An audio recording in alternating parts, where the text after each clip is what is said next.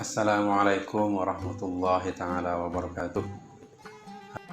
Alhamdulillah nahmaduhu wa nasta'inuhu wa nastahdihi wa nastaghfiruh wa na'udzu billahi min syururi anfusina wa min sayyiati a'malina may yahdihillahu fala mudilla lahu wa may yudlil fala hadiya lahu.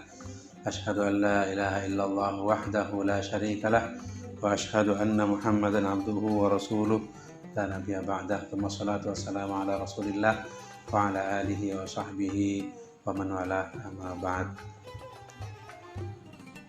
Alhamdulillah, sampai hari ini kita dikaruniai Allah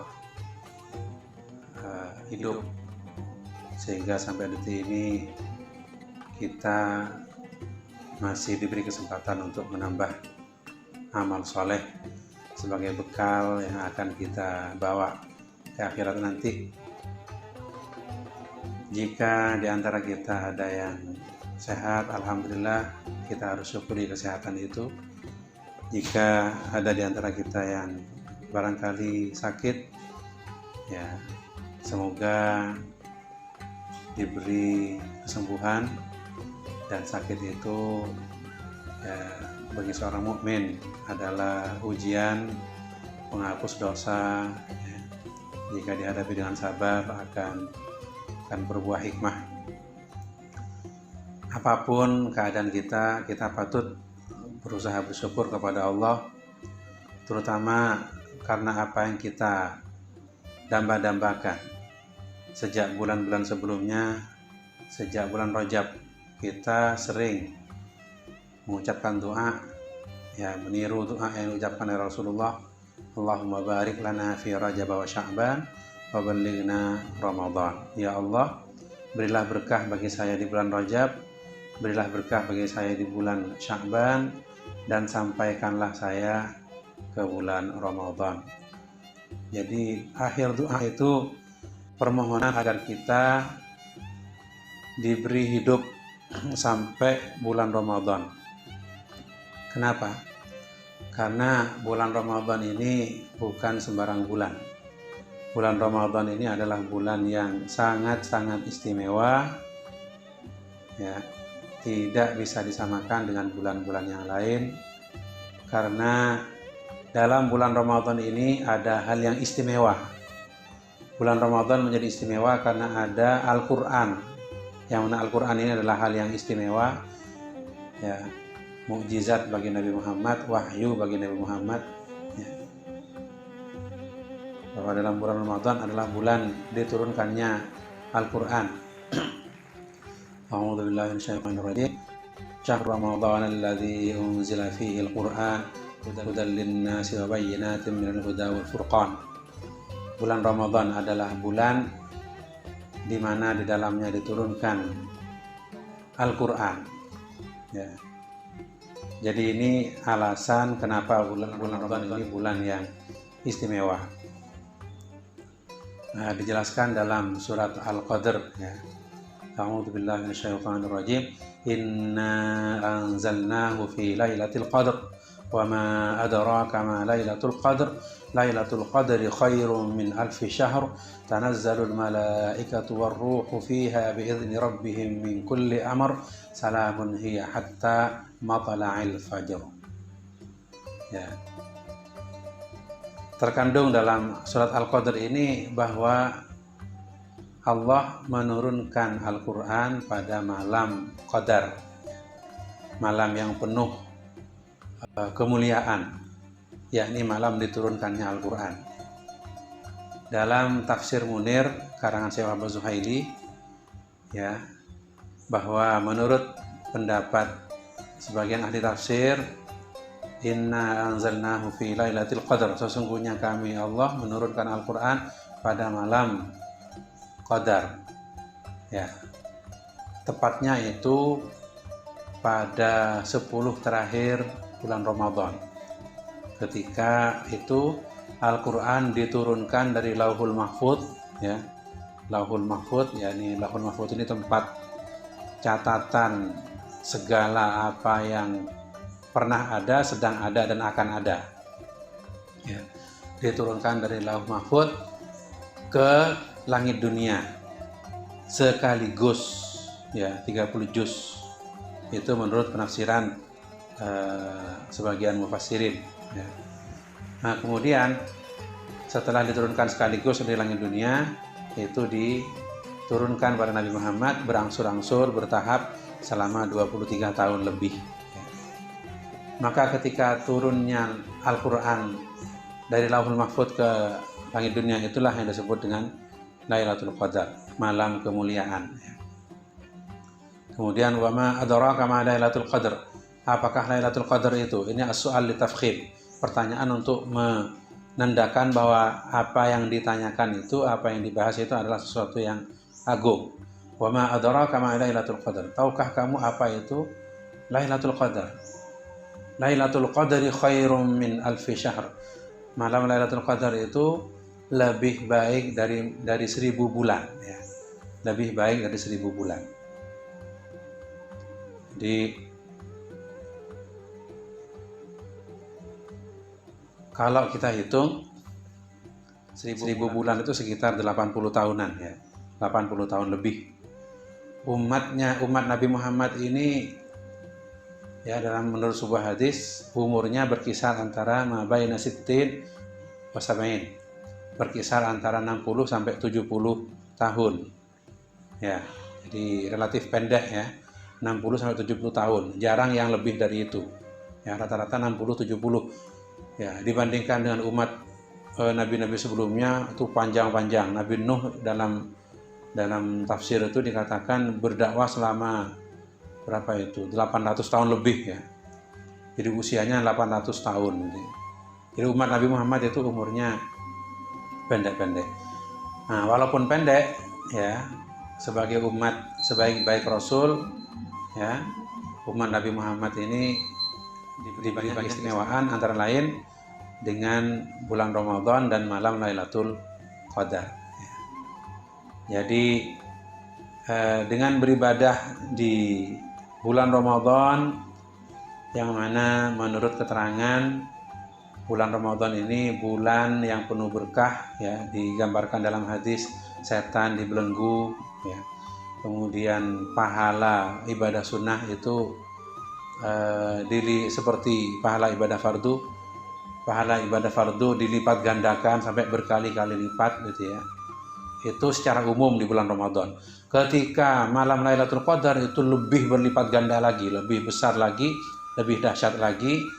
Nah, seperti dikatakan dalam surat Al-Qadar, khairum min alfi syahrin, lebih baik dibanding 1000 bulan. Jadi beribadah di malam Lailatul Qadar itu lebih baik, ya, pahalanya lebih besar dibanding beribadah selama 1000 bulan atau 80 tahun lebih, ya, jika dibandingkan dengan beribadah di bulan-bulan atau di waktu yang lain.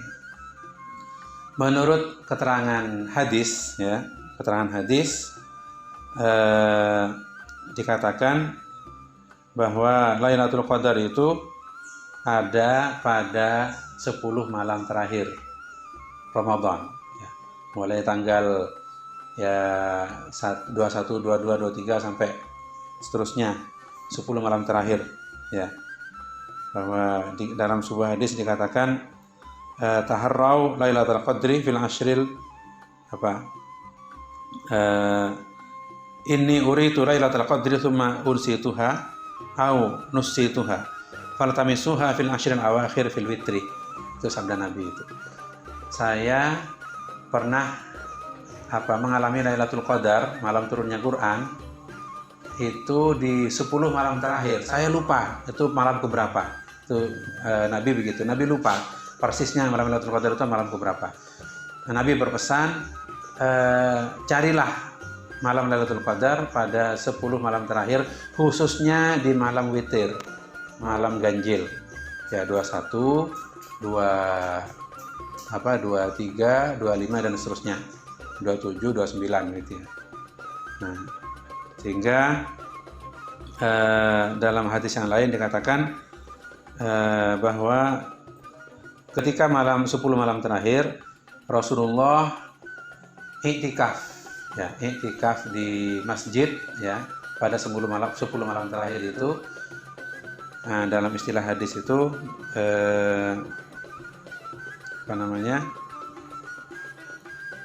Idza dakhala al-'ashra syadda mi'zarah wa ahya lailah wa ayqadha ahlah. Ya.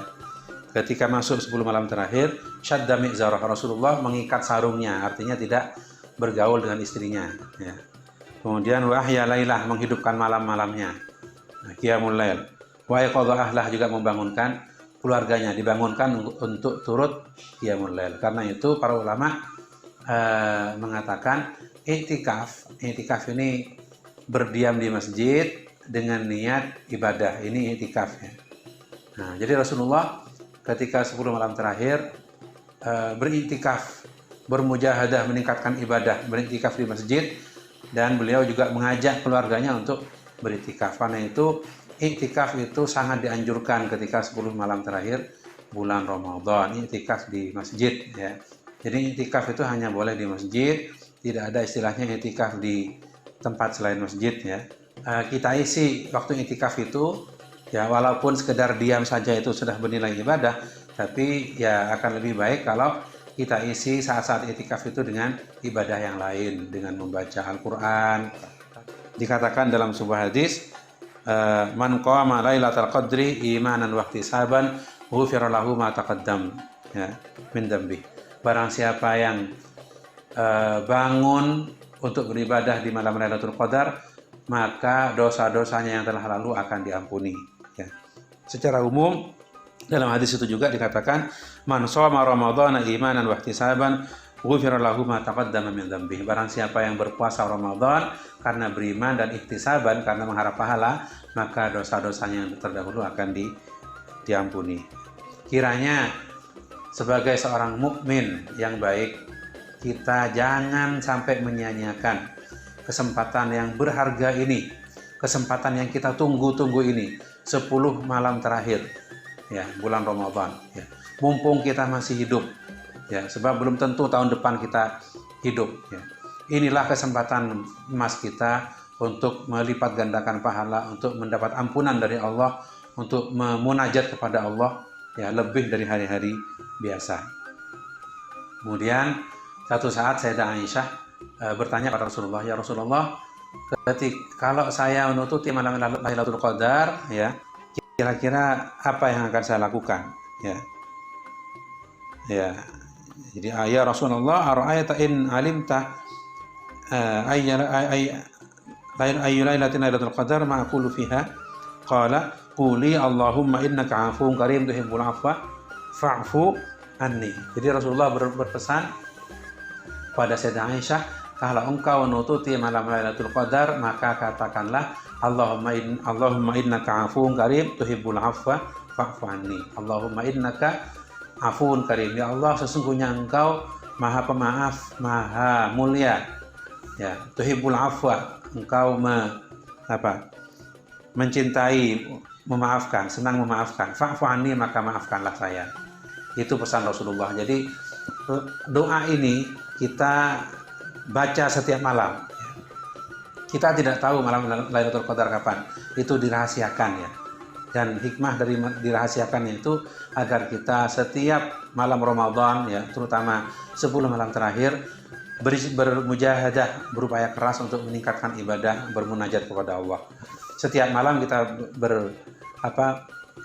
membaca doa ini. Siapa tahu malam itu adalah malam Lailatul Qadar. Allahumma innaka 'afuwun karim tuhibbul 'afwa fa'fu anni. Ya Allah, sesungguhnya engkau Maha Pemaaf, senang memaafkan, maka maafkanlah saya. Ketika kita dimaafkan oleh Allah, dosa-dosa kita dimaafkan oleh Allah, maka insya Allah doa kita akan mudah terkabul, hajat kita akan mudah terkabul, rezeki kita akan lancar. Ya, itu kalau kita sudah bersih dari dosa-dosa. Sebaliknya kalau dosa kita tumpuk-tumpuk dan pernah bertaubat, boleh jadi dosa itu akan mendatangkan musibah. Sebab musibah-musibah itu bagi seorang mukmin bisa menghapus dosa. Bahkan musibah yang kecil, tersandung batu, itu juga hikmahnya bisa menghapus dosa.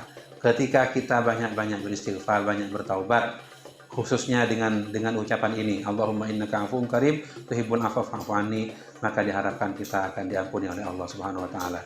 Demikian, semoga bermanfaat. Wassalamualaikum warahmatullahi wabarakatuh.